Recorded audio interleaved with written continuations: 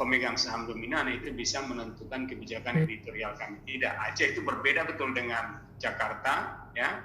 Aceh itu daerah istimewa dan daerah khusus, bahkan daerah satu-satunya provinsi yang bersyariat Islam. Jadi nggak mungkin ya kebijakan pemberitaan tentang serambi Indonesia itu didikte oleh pusat. Kami yang lebih tahu tentang apa yang dibutuhkan oleh pembaca kami di sini. Kira-kira seperti itu.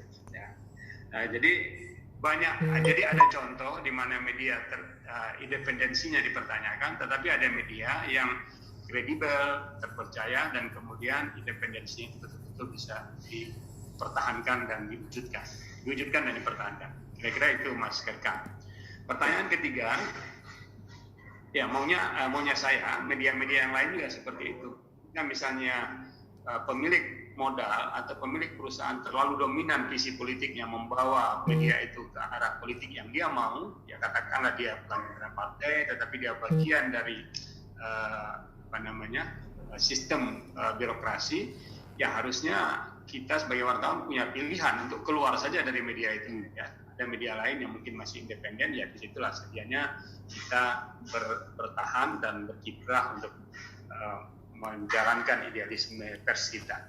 Yang terakhir, pertanyaan dari Mas Gerkan, kiat apa yang bisa dilakukan oleh media, bukan oleh media, oleh teman-teman ini, ya teman-teman partai politik, ya.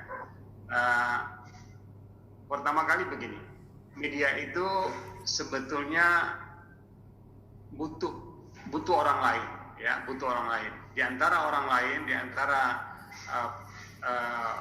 sumber beritanya itu ya adalah partai politik, adalah orang-orang pimpinan partai politik. Contohnya saja kami di Serambi di Aceh, kita tahu betul bahwa koran ini adalah koran yang dibaca oleh banyak sekali orang yang terlibat di partai politik. Kita pernah buat riset, ternyata di Aceh itu meskipun daerah bersyariat Islam, daerah istimewa di bidang pendidikan, istimewa di bidang adat istiadat, tapi pembaca pertama yang paling tinggi minatnya itu di bidang politik.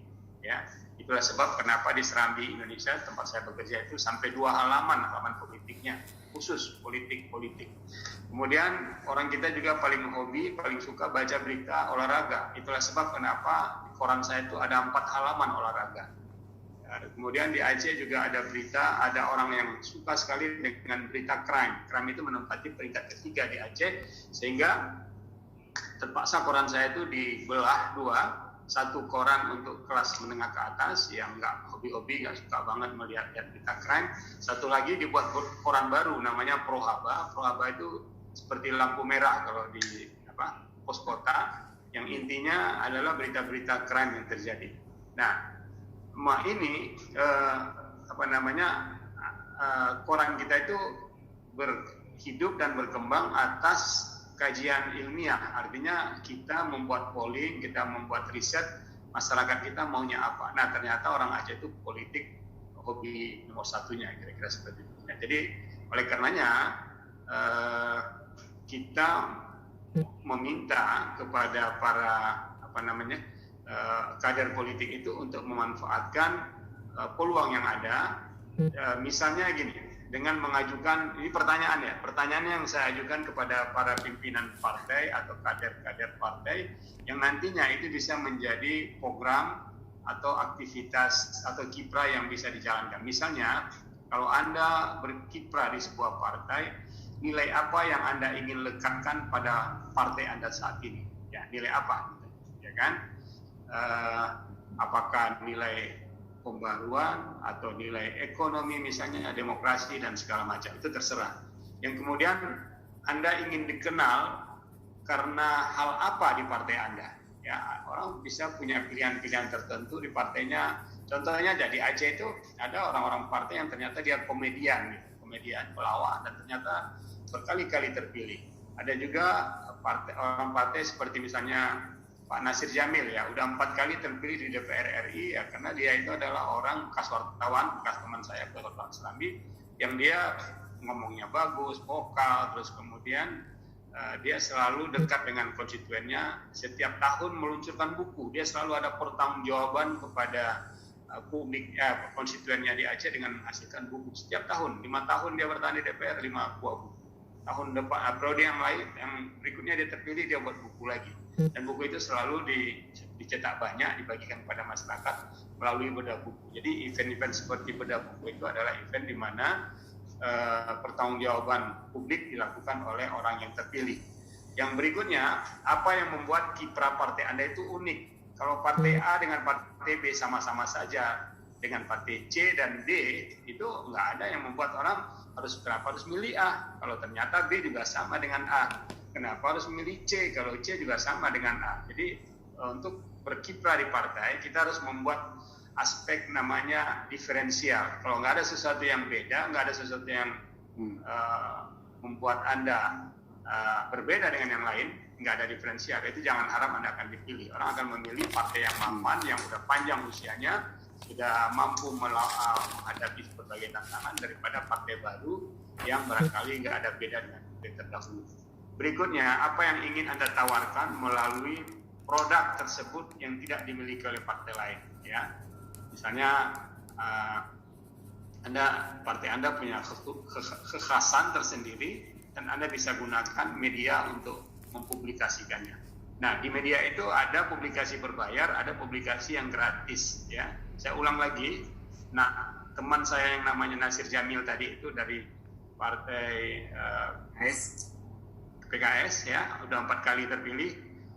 Dia hobi menulis opini di Serambi Indonesia, ya.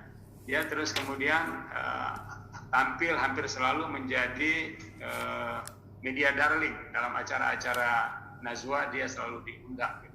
Acara ALC dia juga diundang dan disitulah dia kemudian berkampanye. Mungkin yang lain kurang dia lakukan, tapi kampanye medianya cukup optimal. Dan saya bisa maklum karena dia itu lahir dari Fakultas Dakwah dan Komunikasi UIN Araniri. Jadi dia wartawan, ilmu komunikasinya bagus, dan wawasannya juga luas.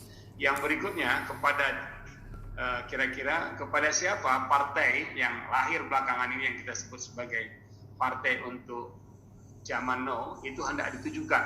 Bukankah saat ini pemilih terbanyak itu adalah kaum milenial? Ya harusnya partai itu harus berbenah untuk mengikuti selera milenial agar sama visi dan stylenya.